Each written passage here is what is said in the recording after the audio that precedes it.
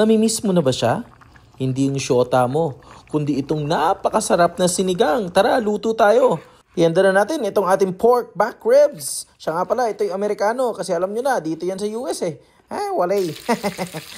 Sabi daw ni Ninong Ray, tustahin muna. So yan yung ginawa ko, no? Mas maganda nga, no, kapag ganito ang ginawa mo sa iyong baby back ribs.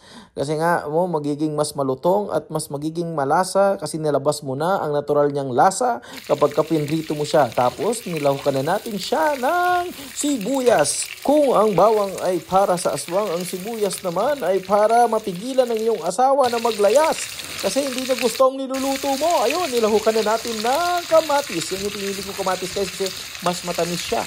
Ayan, ginisa-gisa ko muna para lumabas ang kanyang tunay na lasa. Tingnan nyo, gisa pa lang.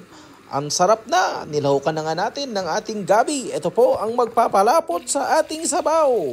At nilagyan na nga natin siya ng water from Tipulwan River. Malinis na malinis yan. Siya nga'y atin ang takpan at hayaang kumulo sa loob ng 30 minuto. Maging patient. Kasi para talaga sumarap ang ating luto, kailangan natin maghintay na mahabang panahon. Pagkatapos ng 30 minuto ay pwede na nga natin ilagay ang ating mga pampalasa. Andyan ang ating sinigang mix. At ilagay na nga natin ang sitaw kasi dapat ikaw ay may bitaw. Okra para maging madulas ang inyong pagsasama. Aray ko!